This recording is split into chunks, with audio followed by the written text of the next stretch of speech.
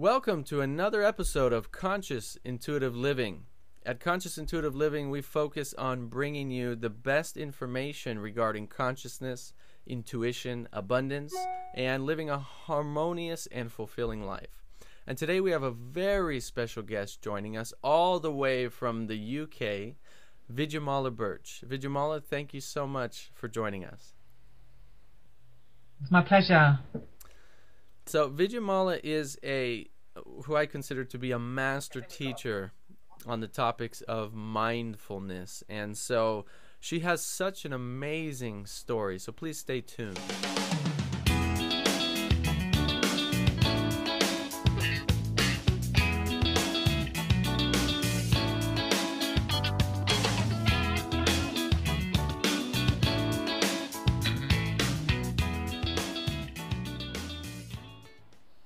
So Vidyamala, can you share with us a little bit about your story and kind of how you got to where you are right now?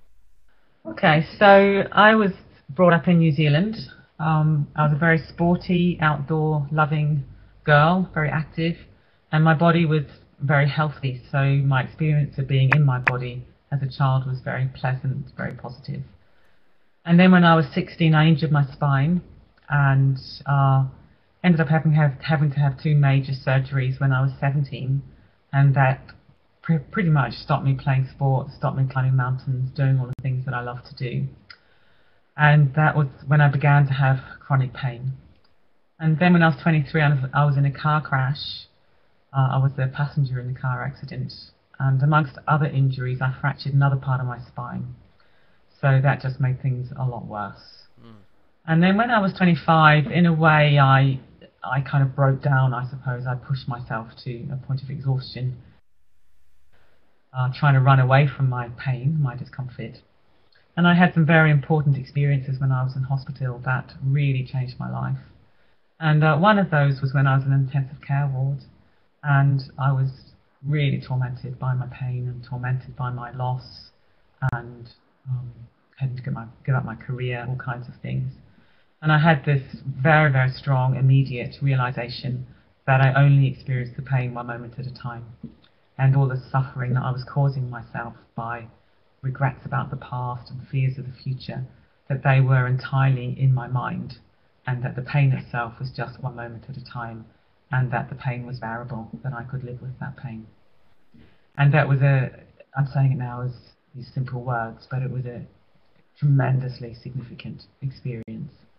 And I always say to people, I've had a life up to that point, and I've had another life since, where I've been trying to make sense of that experience.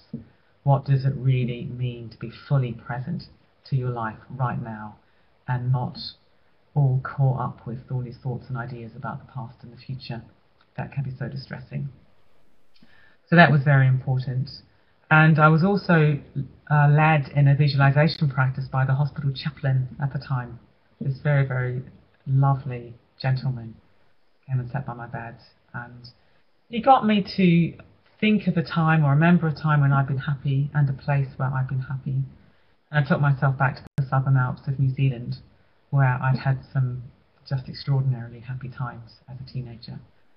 And so I did that, and then he guided me back to my hospital bed. And to my amazement, I felt really different. So that awoke in me this enormous curiosity about the mind, that my subjective experience changed dramatically by what I did with my mind, even though I was the same girl lying in the same hospital bed with the same back pain. So that was another kind of awakening, I suppose. So then I got very curious about meditation, about the mind, and the fact that my mind could be a tool. I intuited that very strongly, that my body was damaged. I was in a lot of pain.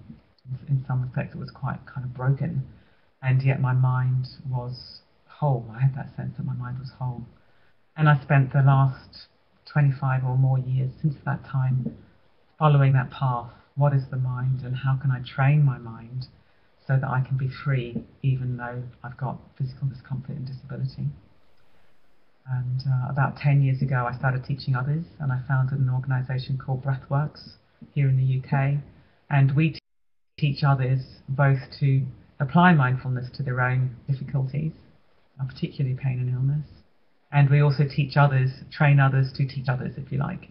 So we've now got trainers in, I think it's about 15 countries, delivering our program to other people with chronic pain, chronic illness, and also just the stresses and strains of the modern world that we live in. Yeah, so that's my story in a nutshell. I mean, it's amazing because, I mean, there's millions of people living in chronic pain today, but I think your experience of pain is to that whole next level. I mean, a lot of us have back pain because of too much stress, because of lifting incorrectly, because of our lifestyles, walking on the flat ground, so many reasons. But I think you're living through that higher level of pain that most people never experience in their lives because you have a serious injury to your spine. And so you still live with that every day. Is that right? Yeah, I do. I've had more surgery, although I'm pleased to say my pain is somewhat better than it was, say, 10, 15 years ago. I think getting older, learning how to pace myself, the cumulative effects of mindfulness practice, and yeah, I think just learning how to not be so bound up in my reactions to what's essentially a physical sensation, learning how to just let it be there as a physical sensation, and to free my mind and free my heart around that.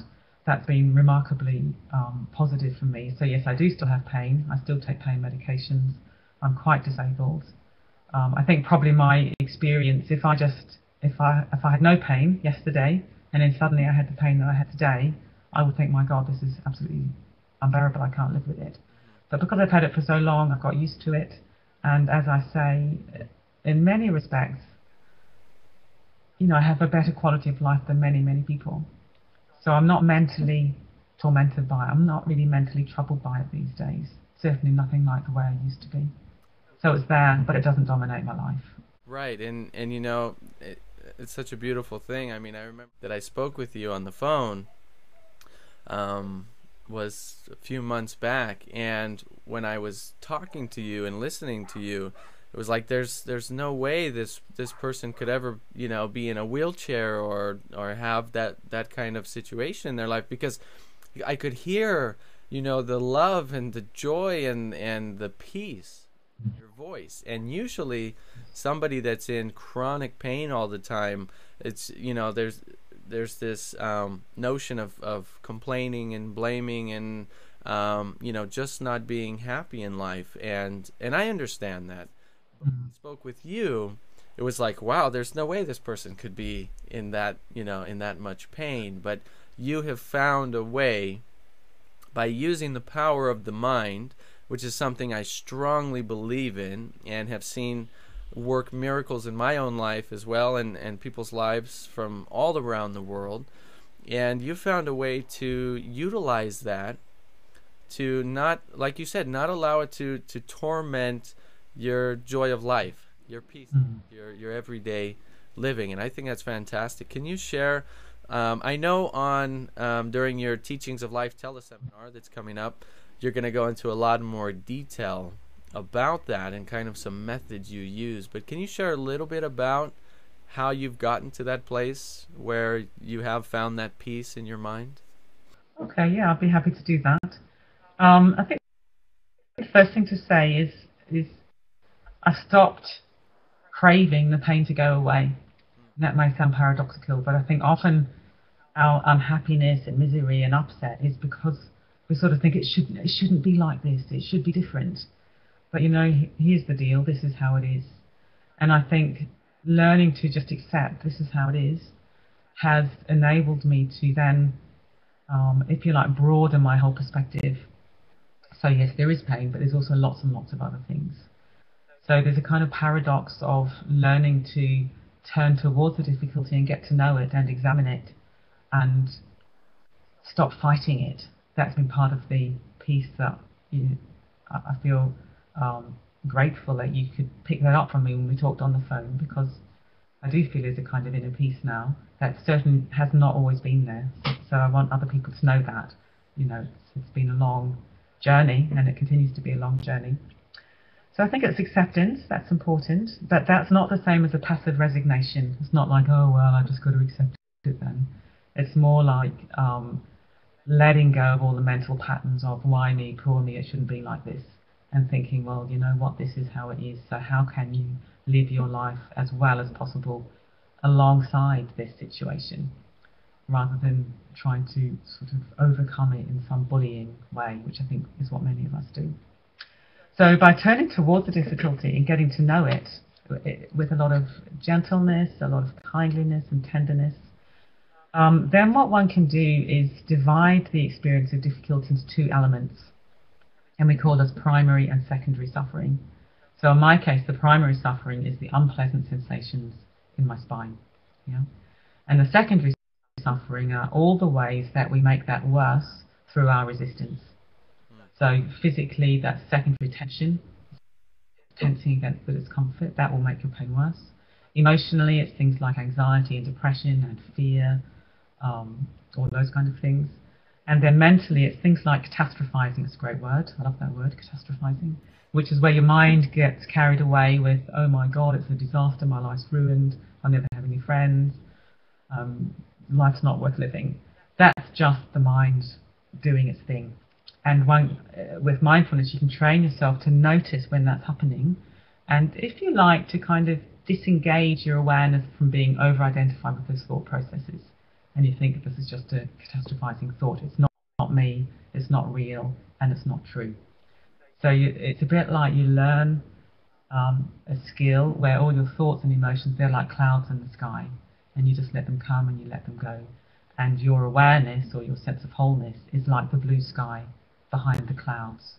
So you can rest in this much more broad, open, sort of receptive awareness. So that's the main sort of model that we use is come into the body, come into the moment, examine what's actually happening rather than all your ideas about what's happening, and then tease apart what's the primary, and then we teach all kinds of skills to accept that with gentleness and kindliness and, in a way, treating yourself the way you would naturally respond to a friend who was hurting. So that natural response that we all have as human beings to, in a way, like pick up a child that's fallen over. You naturally pick that child up and cradle that child in your arms. So you can bring that kind of quality to your own suffering. So accept the primary, and then we teach all sorts of skills to reduce and overcome secondary suffering. And almost universally, it's the secondary suffering that causes people the most distress. It's not the back pain, it's not the unpleasant sensations in the back. You know, we can live with that as human beings. It's all the ways that we make our suffering much worse through our physical, mental and emotional habits. And you can change those. You know, anyone can change those. It's not very difficult, it takes time and it requires effort and the right attitude, but it's well within our potential as human beings to lessen secondary suffering and get your life back. And it's happened with me, and it's happened with loads and loads of people that I've taught. And one of the things I really like about this approach is, you know, it's not rocket science. You don't have to have any blind faith in something outside yourself. It's really just turning awareness back on the power of your own mind and the power of your own heart to sort of arrive in your life as it is and make it a good life and a life that's worth living, you know, right here, right now, with whatever difficulty anyone's living with. Wow. And, you know, for everybody watching this, Vidyamala recently became a master teacher with the Panacea community. So I've had the opportunity to listen to your meditations that you have on audio, and you know, just those few minutes in hearing your voice and you know, the resonance that comes out of it and what you share instantly. I mean, it's like that. It brings your body into a state of calm and peace and tranquility, and it's like an instantaneous healing effect. You know, even if people don't have serious chronic pain, it's like, you know, your mind calms down, your body calms down, your heart slows down, and when all of that happens, your body starts healing itself naturally. And I can feel it listening to your audios and feeling that vibration where you come from, because what you teach is so genuine. And so I appreciate you sharing that message. And I want to let everybody know about Vidyamala's class coming up. It is at the Teachings of Life. It's a free teleseminar that we're doing. There is a link to see different time zones, so everybody around the world can participate. But Vidyamala is going to go into a lot more detail about some of these methods and meditations she uses, and being mindful and incorporating that mindfulness into our daily lives.